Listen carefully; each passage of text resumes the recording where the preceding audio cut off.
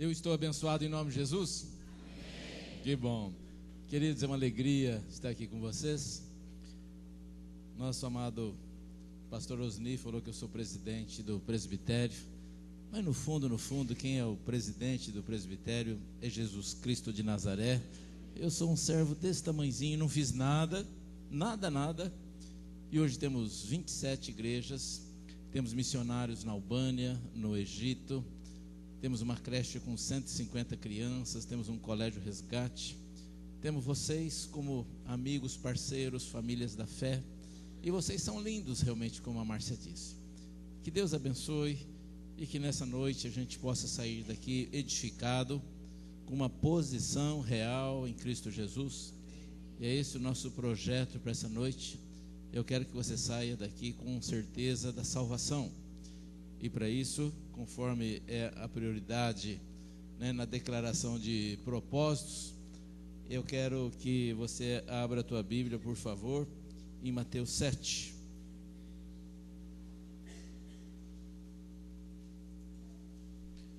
Mateus capítulo 7.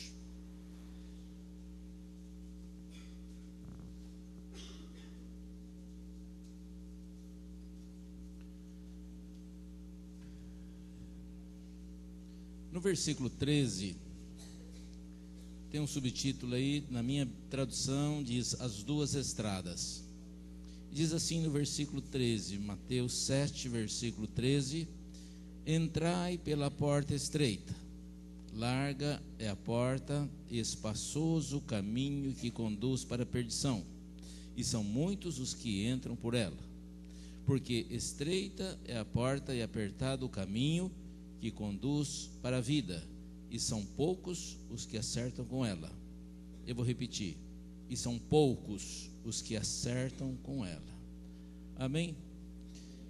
Eu estava imaginando outro dia, lembrando que normalmente uma porta de banheiro em apartamento ela mede 60 centímetros. Uma casa um pouquinho maior, 70. Mas o padrão geralmente é isso. Dificilmente ela tem 80 centímetros. Porque ali no banheiro não entra uma multidão. A porta do Maracanã, do Morumbi, tem que ser enorme, porque muita gente passa. Então, realmente, a porta que leva aos céus, ela é estreita, ela é pequena, porque poucos entram nela. E a minha pergunta que eu faço nessa noite, nesse culto importante, é: desses poucos que a Bíblia fala, você está nele? Logicamente é uma questão de fórum íntimo, mas nessa noite eu queria que você pensasse na resposta dessa pergunta, porque ela é definitiva, fundamental e importante nessa vida. Eu costumo dizer que nós temos dois propósitos muito inteligentes, prioritários e necessários nessa vida. Primeiro, nós temos que ter uma vida boa. Afinal de contas, Jesus disse que Ele veio para que a gente tenha vida em abundância. Eu posso entender que vida em abundância é coisa boa. Isaías 1,19 fala: se quiserdes e me ouvirdes, comereis o melhor dessa terra. Então, eu quero comer o melhor dessa terra, eu quero viver bem. Eu sei que vou ter problemas, tribulações, Jesus até nos avisou disso. Mas tirando as pequenas tribulações e derrotas e tropeços, eu quero administrar a minha vida, e você também, para que a gente tenha uma vida boa. Nesses 100 anos, talvez no máximo, sendo otimista, e talvez você tenha mais 40 anos de vida, mais 60, mais 100, mas um dia você vai morrer. Mas é verdade que enquanto a gente estiver aqui, a gente quer ter vida boa. Isso é um propósito inteligente, é nobre, é prioritário. Mas concordem comigo, isso é muito pouco se nossa previsão de planejamento futuro for só para 100 anos. A Bíblia diz que a vida é como neblina que passa, ora existe e ora dissipa, rapidinho desaparece. Olha, viver 100 anos realmente é muito pouco. Agora, a vida eterna, que é o segundo propósito, não adianta você viver bem aqui e ir para o inferno. Logicamente tem pessoas que vivem mal aqui e vão para o céu. Mas eu gostaria que essa igreja todinha vivesse bem aqui e vivesse bem lá no céu, com Deus. Então esse propósito é no mínimo inteligente. E eu me esforço muito para comer o melhor dessa terra. E graças a Deus, eu tenho sido testemunha de uma vida plena. Aliás, eu escrevi um livrinho chamado Uma Vida Bem Vivida. 64 anos, 3 filhos, olha, uma esposa maravilhosa. Deus tem nos suprido, nada nos tem faltado. Os 3 filhos na igreja, tenho netos, nada nos tem faltado, porque Deus tem sido realmente o nosso pastor. Então, eu quero que você cobre de você mesmo essas 2 coisas: viver 100 anos muito bem vivido, fazer tudo que é alegre, que é bom, que é agradável. Eu quero que depois da morte você viva com Jesus. Mas aqui está falando que o caminho é estreito, a porta é estreita. E a minha pergunta é: você está preparado para entrar nessa porta estreita? Abra, por favor, a tua Bíblia em Lucas 13.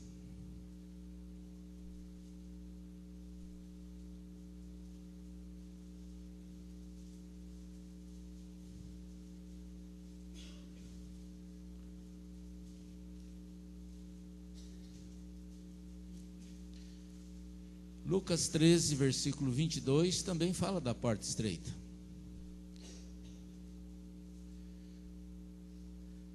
Passava Jesus por cidades e aldeias, ensinando e caminhando para Jerusalém. E alguém lhe perguntou: Senhor, são poucos os que são salvos?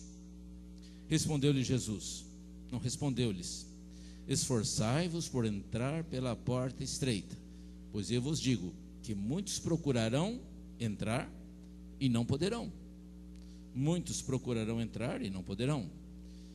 Eu quero crer que você, tomara Deus, não esteja incluído nesses que procurarão entrar e não poderão. Mas nessa noite é importante a gente refletir. E nada melhor do que um culto na igreja, diante de Deus, do louvor que nós fizemos, para a gente refletir sobre as coisas de Deus.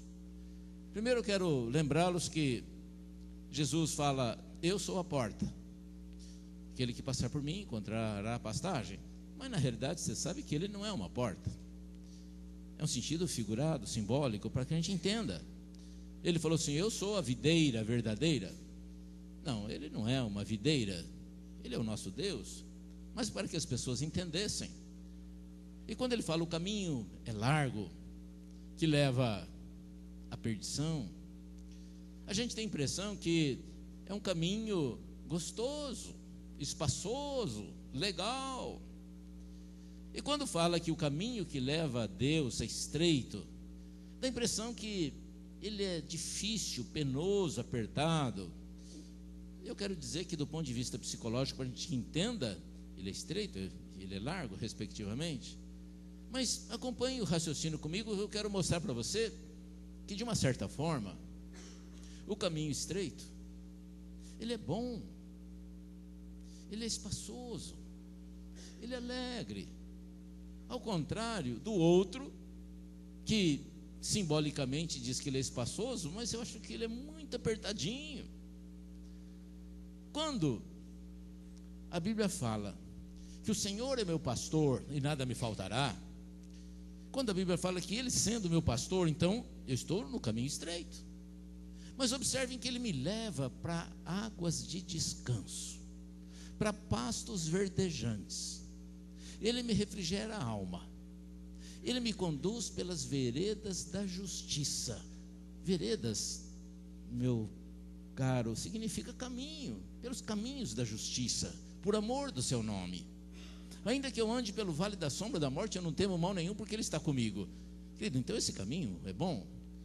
Salmo 91 fala que se eu estou nesse caminho estreito, ou seja, estou habitando então no esconderijo do Altíssimo e descansando à sombra do Onipotente, então cai 1000 a meu lado, 10.000 à minha direita, eu não sou atingido. Seta nenhuma que voa de dia me atingirá. Ele me livra do laço do passarinheiro, da peste perniciosa. Mal nenhum sucederá à minha casa, praga nenhuma chegará na minha casa. Isso é fantástico, é maravilhoso. Então esse caminho que é estreito, de certa forma, ele é bom, ele é espaçoso. Isaías 43 fala que ainda que você passe pelas águas, neste caminho estreito, elas não te submergirão, não te afogarás. Quando passares pelo fogo, nenhuma chama te queimarás. Isso é maravilhoso? É para o caminho largo? Não, é para o caminho estreito. Tudo que pedires em meu nome eu farei. É para todo mundo? Não, é para esse lugar.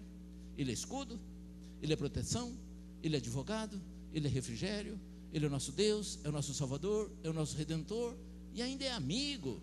Ele diz: vós sois meus amigos se fazeis o que eu vos mando. E quem que é amigo dele?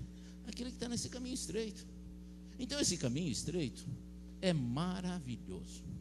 Esse caminho estreito que leva à porta estreita, essa estrada que é estreita, que leva à porta estreita, que poucos entrarão, ele é maravilhoso. Quando você tem inteira dependência de Deus, que é justamente um pré-requisito para você estar nesse caminho estreito, Ele tem compromisso com você, Ele te livra. Esse é um caminho. E a Bíblia fala: entrega o teu caminho ao Senhor, confia nele, e o mais Ele fará. Isso é tremendo. Agora vamos refletir no caminho largo. Abra, por favor, a tua Bíblia em Gálatas, capítulo 5.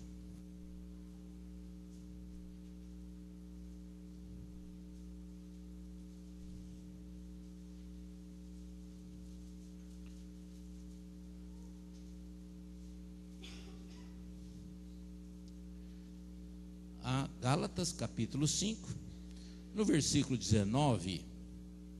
Eu estou falando no versículo 19 as características daquelas pessoas que estão no caminho largo.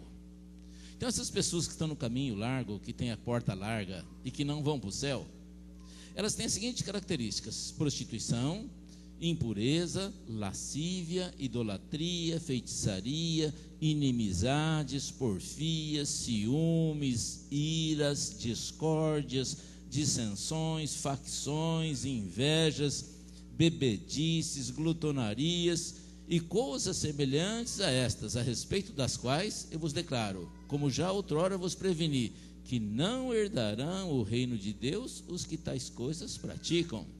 Queridos, então eu posso olhar para esse caminho largo, que nos dá a impressão, a falsa impressão que ele é até gostoso, ele é bom, mas quantas famílias você viu destruídas pelo alcoolismo? Aqui está falando de bebedice. Quantas famílias foram mortas, destruídas por causa de ira, por causa de ciúme, que são características daqueles que andam nesse caminho largo. Esses dias você ficou abalado, esses dias não, mês passado, porque um homem milionário, dono da Yoki, um japonesão bonito, que estava no caminho largo, a esposa com ciúme, matou, esquartejou, pôs numa mala, ela foi presa, o marido morreu. Eu não vejo esse caminho largo alguma coisa boa. Eu já vi muitas famílias destruídas pelo crack, pelas drogas, e você também. No teu quarteirão, na tua família, talvez até você conheça alguém que está lutando contra as drogas. Caminho largo? Não. Ele é dos pontos de vista figurativo, ele é opressivo, ele é apertado, ele é ruim. Eu visitei um jovem na cadeia, que tinha passado pela igreja. Ele deu um tiro de cartucheira 12 no rosto do irmão, matou o irmão. Sabe por quê? Porque eles estavam repartindo um saquinho de bolacha, e por causa de uma bolacha, ele deu um tiro de cartucheira 12 no rosto do irmão. E ele chorava e falava, ele falava isso para mim. Não foi o detetive, não. Caminho largo.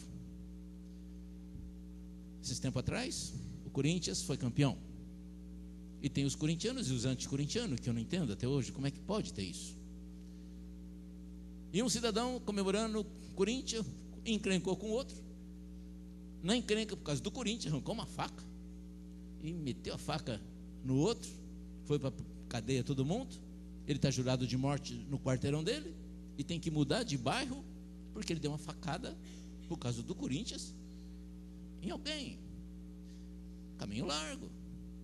A gente vê a criminalidade crescente, caminho largo. A gente vê famílias destruídas. Eles não conhecem o que é felicidade. Este caminho estreito, sim, este é bom.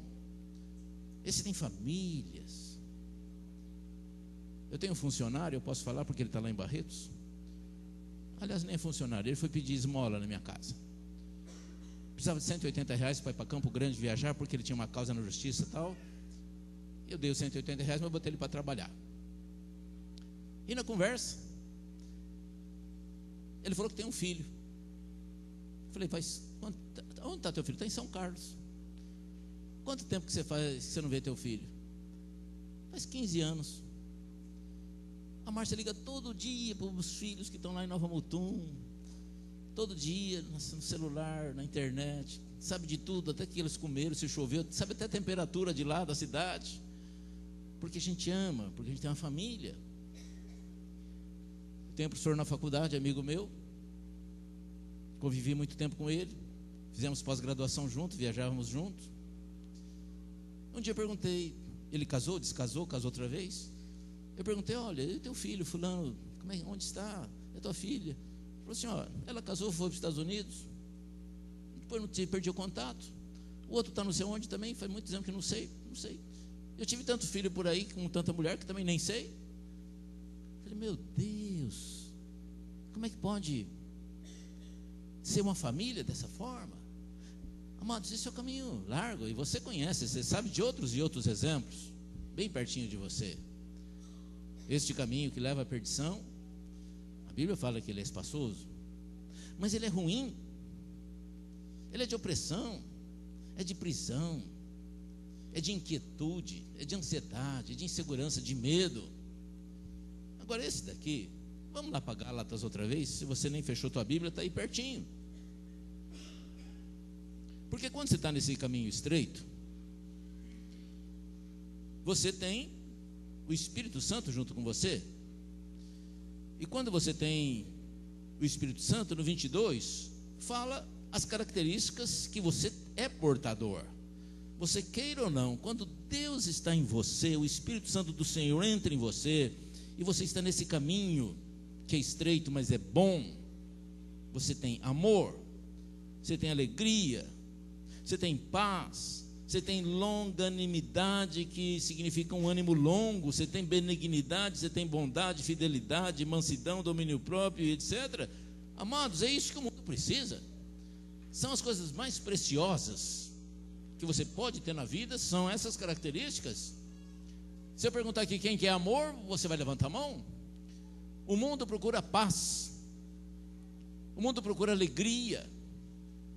Nós precisamos de mansidão, de domínio próprio. Você buzina no trânsito para alguém que está do lado esquerdo, você quer ultrapassar, ele já xinga a tua mãe, tira um revólver, te dá um tiro se for se bobear. Porque o mundo está no caminho largo. Poucos são os que estão no caminho estreito. E afinal de contas, seria bom que você começasse a fazer uma avaliação em que caminho você está. E quero lembrá-lo que não tem caminho do meio. Não adianta você estar aqui um dia aqui, de domingo você está aqui no caminho estreito, e na segunda-feira você está no caminho largo. Sabe como chama isso? De em cima do muro. Chama de indeciso, chama de morno. E se você abrir em Apocalipse capítulo 3, versículo 16, Jesus fala que tu não és quente, nem frio.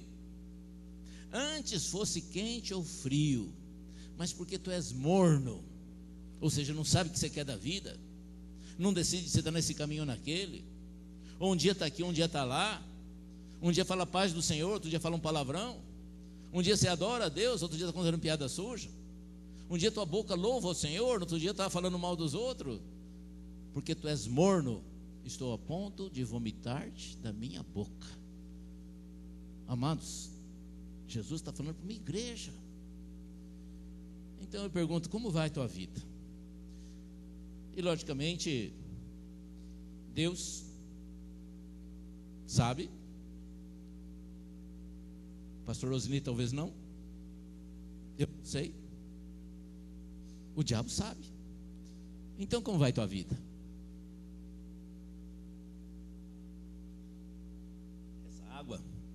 Essa água é pura, é potável.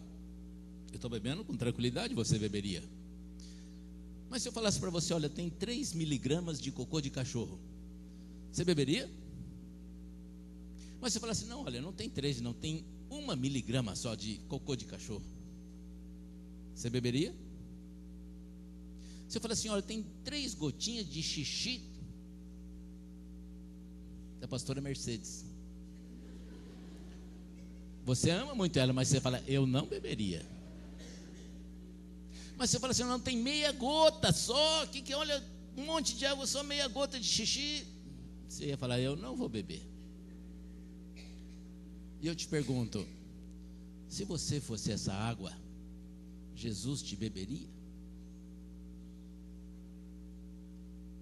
Porque às vezes a gente fala assim, Senhor, eu nunca roubei ninguém, eu nunca matei ninguém, eu sou dizimista, olha, eu até gosto da minha sogra, falei, eu só tenho esse pecadinho aqui, eu só tenho esse cocôzinho de cachorro, deixa eu guardar aqui. Morno, estou a ponto de vomitar-te da minha boca. Por isso que a Bíblia fala que são poucos, e muitos entrarão pela porta larga. Agora, e depois dessa porta? Seja larga ou seja estreita, o que acontece depois? Escutem bem, você é uma pessoa moderna, você tem um celular excelente, você fala daqui direto lá no Japão, e você tem uma televisão também que é um espetáculo, talvez até Full HD, e você assiste aqueles programas, aqueles filmes, você vê aquele moranguinho na Full HD, você fala, nossa, é mais bonito na televisão do que na verdade, e você fica apaixonada pela eletrônica, pela imagem e comunicação via satélite. Que espetáculo que é. Estamos no mundo da eletrônica. Agora de repente vem um pastorzinho de cabelo branco lá de Barretos falar inferno e céu. Não parece que é coisa obsoleta, ultrapassada, coisa antiga? Cheira a museu, parece. Queridos, mas se você está nessa igreja, se você quer saber um pouquinho mais de Deus, ou você joga fora a tua Bíblia, você desapareça daqui, porque Jesus Cristo falou e falou muito sobre a vida eterna, sobre inferno e sobre céu. E quando você vai num funeral, está escrito lá, eu sou a ressurreição e a vida, aquele que crê em mim, ainda que morra, viverá. Jesus falou assim para você não acumular tesouro aqui não. Aquele carro novinho que você comprou, aquela casa na praia bonita, você vai morrer e não vai levar nada. E ele falou para você acumular tesouros inesgotáveis lá no céu, onde a traça não corrói, a ferrugem não ataca, o ladrão não rouba. E ele citou uma parábola que você conhece. Ele falou, tinha um homem que tinha uma fazenda enorme, e ele colheu muito, e os celeiros estavam cheios, mas a colheita foi tão grande, que ele colheu muito mais, e os celeiros estavam cheios. Então ele disse assim, vou destruir os meus celeiros, construí-los-ei maiores, os encherei, e direi a mim mesmo, regala-te, ó alma. E Jesus falou assim, louco, se pedires a tua alma, o que você vai fazer com o celeiro cheio? A Bíblia está cheia de exemplos e exemplos e exemplos, Jesus falando da vida eterna. Mas nós estamos encantados com o celular e com as coisas do dia a dia. Você tem e-mail para responder, para ler, você tem torpedo para mandar, você tem internet, que é um mundo maravilhoso à tua disposição, e de repente pensar em céu e inferno parece um negócio tão antiquado, e a gente vai deixando passar. E tem outra dificuldade, a gente tem dificuldade de entender o que é eterno. Eu vou te provar isso. Salmo 8, eu acho um salmo, abra no Salmo 8, por favor.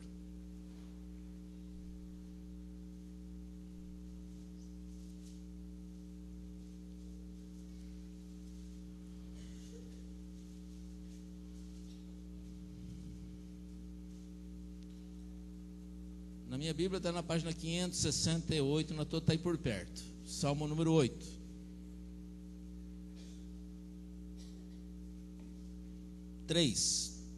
Salmo 8, versículo 3. Quando contemplo os teus céus, obra dos teus dedos, e a lua e as estrelas que estabelecestes, que é o homem, que dele te lembres, e o filho do homem que o visites, fizeste, no entanto, por um pouco menor do que Deus, e de glória e de honra o coroaste. Amém? Quando contemplo os céus e a lua e as estrelas, o teu firmamento, que é o homem, quem somos nós? Queridos, nós aqui no planeta Terra, acho que você já estudou isso em alguma parte da geografia, dá a impressão que nós estamos parados no planeta Terra. Mas nós estamos caminhando numa velocidade de 1.300 km por segundo ao redor do Sol. E nessa velocidade altamente rápida, nós demoramos 365 dias para dar uma volta completa. E às vezes 366 e algumas horas mais. Porque a distância para percorrer o Sol é muito grande. E nessas inclinações dão as 4 estações, você aprendeu tudo isso. Mas o Sol, ele está pertinho da gente. O Sol é uma estrela. E quando você olha para o céu e vê aquele monte de estrelas, tem estrelas que você nem enxerga, tão longe que estão. A unidade de medir astronomia, o espaço do universo, se fosse medir com 1 quilômetro não tinha jeito. Então eles inventaram uma unidade chamada anos-luz, que é o seguinte, facinho de você entender. A velocidade da luz é 300 mil quilômetros por segundo. Então você imagina num segundo 300 mil quilômetros. Daí você imagina em 1 minuto. Daí você imagina em 1 hora. Daí você imagina em 1 mês. Se você conseguir imaginar em 1 ano o tanto de quilômetro que a luz percorreu, você chegou em 1 ano-luz.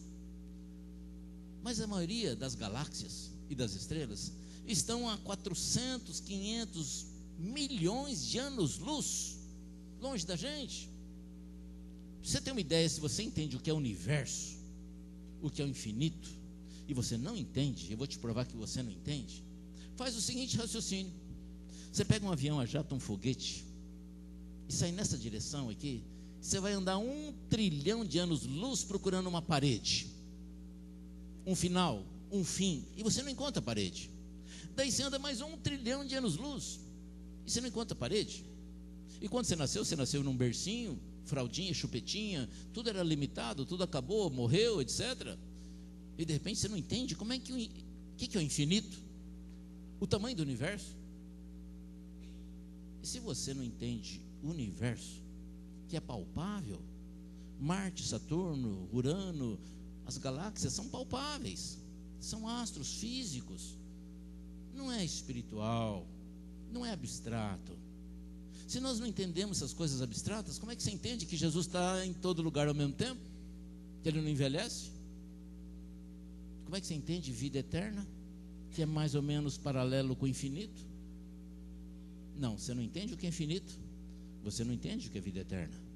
E é perigoso a gente não entender, porque o que a gente não entende, a gente não preocupa. Então você não tem muita preocupação com a vida eterna, porque a gente não consegue entender o que é viver por resto de bilhões de anos com Deus ou com o diabo.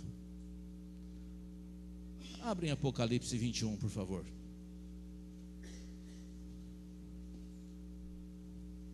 Apocalipse é o último livro da Bíblia para os visitantes.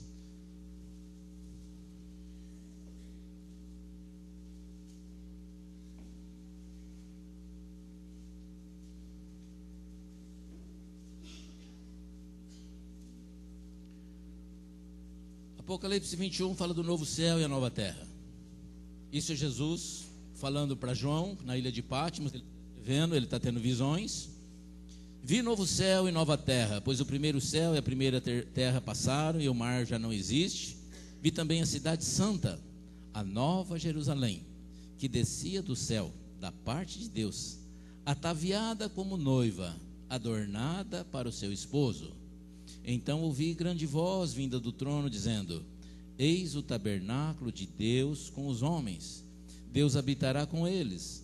Eles serão povos de Deus, e Deus mesmo estará com eles. E lhes enxugará dos olhos toda lágrima, e a morte já não existirá. Já não haverá luto, nem pranto, nem dor, porque as primeiras coisas passaram. E aquele que está sentado no trono disse: eis que faço novas todas as coisas. E acrescentou: escreve, porque estas palavras são fiéis e verdadeiras. Disse-me ainda: tudo está feito. Eu sou o Alfa e Ômega, o princípio e o fim. Eu, a quem tem sede, darei de graça da fonte da água da vida. O vencedor herdará essas coisas, e eu lhe serei Deus, e ele me será filho. Quanto, porém, aos covardes, aos incrédulos, aos abomináveis, aos assassinos, aos impuros, aos feiticeiros, aos idólatras e a todos os mentirosos, a parte que lhes cabe será no lago que arde com fogo e enxofre, a saber, a segunda morte. Depois vem, querido, a Nova Jerusalém, e na tua casa, como tarefinha da semana, você vai ler a Nova Jerusalém, e você vai ver as pedras preciosas, as 12 portas de 12 pérolas, cada porta uma pérola, e que coisa linda. E lá não tem nem noite, nem dia, nem luz artificial, porque a glória de Deus iluminará. Então vale a pena você ler essas circunstâncias que aguarda a poucos. Em João 14, Jesus fala assim: na casa de meu pai há muitas moradas. Está falando para os apóstolos. Eu vou para a casa do meu pai. Na casa do meu pai há muitas moradas. Eu vou preparar-vos lugar. Se não fosse assim, eu vou-lo teria dito. Então é necessário que eu vá preparar-vos lugar. Agora a Bíblia fala que esse lugar são poucos, não é para todo mundo.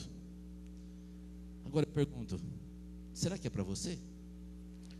Será que você tem parte nisso? Essa pergunta minha não é indelicada. Ela é muito própria para um culto onde a gente deve refletir sobre o futuro.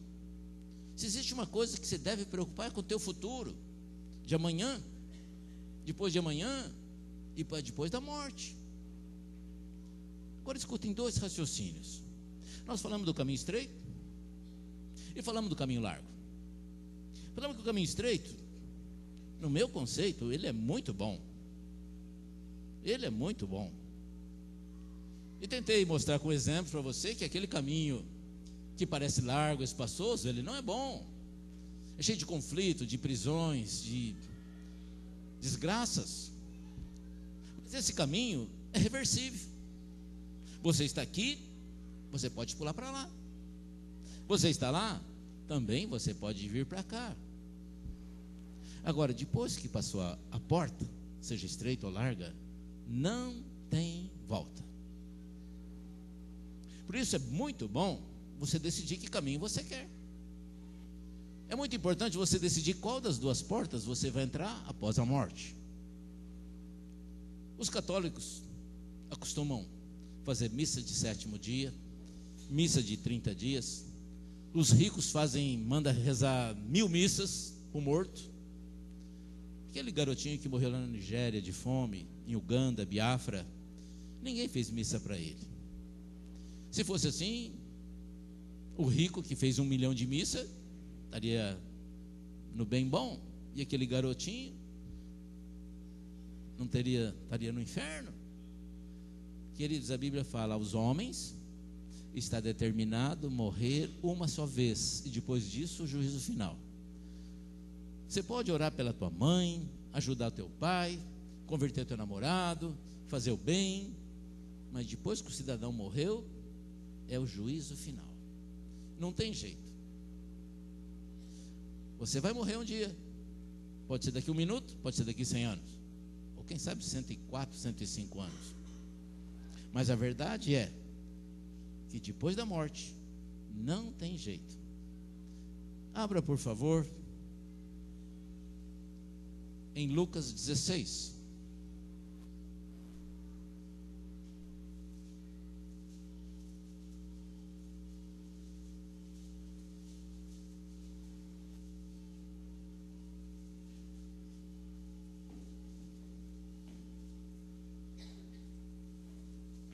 Eu imagino que você já tenha participado de algumas rodas de conversas, discutindo sobre o céu, sobre o inferno. Alguns já devem falar assim: olha, mas será que lá no céu eu vou ter lembranças aqui da terra?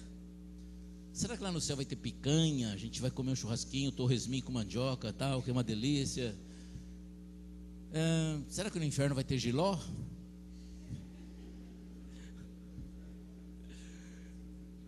Isso é uma briga eterna entre eu e minha esposa. Ela gosta de jiló. Eu falo: Senhor, eu não entendo. Uma mulher bonita, inteligente, gosta de jiló. Como é que pode?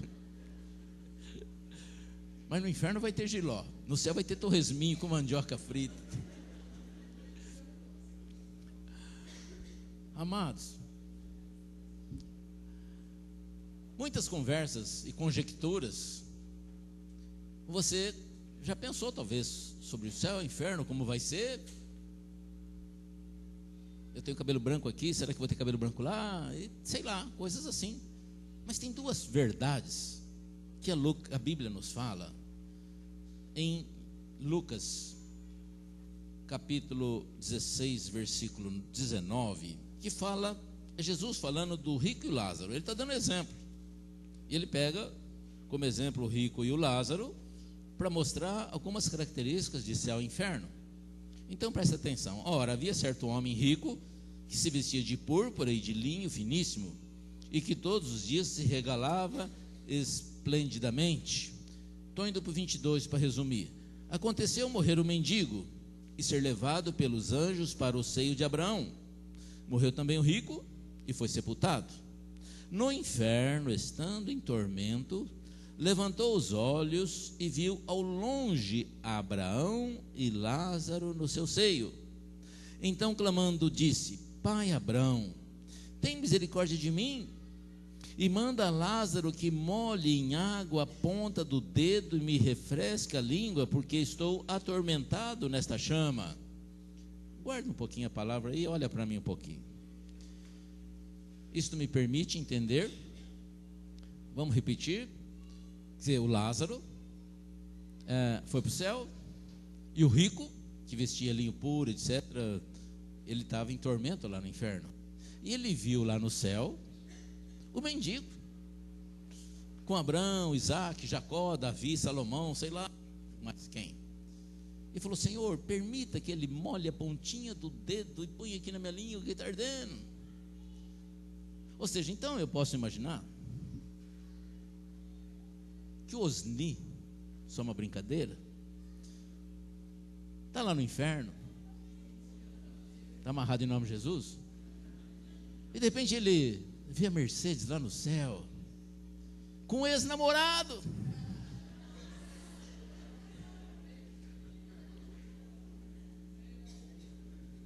E ele vai olhar e falar: olha, minha sogra está lá e eu estou aqui, coisa horrível. Mas a Bíblia nos fala que você vai ter lembranças e vai ver quem está lá no céu. Mas isso não importa, tomara a Deus que você esteja lá. Mas observem que Jesus fala assim: olha, existe, a resposta, não vamos ler em seguida, existe um abismo, não tem jeito de ir daqui para lá e de lá para cá, não tem jeito de você receber a gotinha, não. Mas depois, escutem bem, o rico fala assim para Jesus: Senhor, então permita que eu volte lá para a terra, porque eu tenho 5 irmãos. Então isso me dá um entendimento que a gente vai ter lembranças do que aconteceu. Então, vamos ser pessimista. Vamos imaginar que ouviu aqui, você não mudou de caminho, entrou pela porta larga, foi para o inferno, e lá você vai lembrar: aquele pastorzinho de cabelo branco lá de Barretos, ele me falou, eu perdi a oportunidade, eu continuei no caminho largo, eu continuei mentindo, eu continuei prostituindo, eu continuei roubando, não mudei de caminho. Porque está bem claro que o rico falou: eu tenho 5 irmãos, permita que eu volte para lá. E Jesus falou assim: olha, não tem jeito, mesmo que eu fizesse alguém voltar para lá, eles não vão acreditar no morto. Se tem lá os pastores, os profetas, tem a professora Mercedes, tem o Osni, tem outros lá, os vivos, não tem jeito de você voltar. Então, queridos, essa é uma definição clara, que nos mostra alguns parâmetros do inferno e do céu. E se você pesquisar na Bíblia, tem outros. Esse lago de enxofre, esse inferno, que o verme não se acaba, que a dor não termina. Eu acho que refletir nessas coisas é fundamental. E se você acha que isso é coisa ultrapassada, então joga fora a tua Bíblia. Rasga a tua Bíblia. Porque do início ao fim, o objetivo maior de Deus é que nenhum pereça, mas todos tenham a vida eterna. E você decorou um versículo que fala: de tal maneira Deus amou o mundo, que deu seu Filho unigênito, para que todo que nele crê não pereça, mas... Então, eu pergunto, qual o caminho que você está? Se hoje esse teto caísse nas nossas cabeças,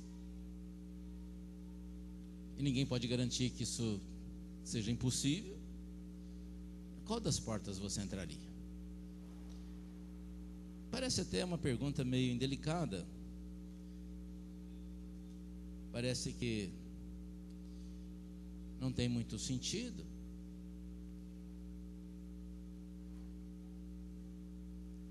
Mas eu repito,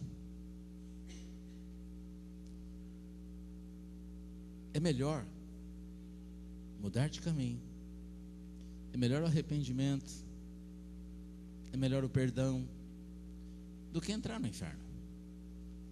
Nesse caminho estreito, Jesus falou assim: olha, se você não perdoar, eu também não te perdoo. Então você logicamente não está no caminho estreito. E talvez você tenha motivos na tua infância, na tua juventude, de ter ódio de alguém. E Jesus falou: se você não perdoar, Ele não te perdoa. Então não tem jeito de se andar nesse caminho estreito que leva para a porta estreita, se você tem ódio. E sabe qual é o melhor lugar para você perdoar? É aqui na igreja. Sabe qual é o melhor dia? Hoje. Sabe qual é o melhor momento? Agora. Você pode ficar de pé um pouquinho, por favor?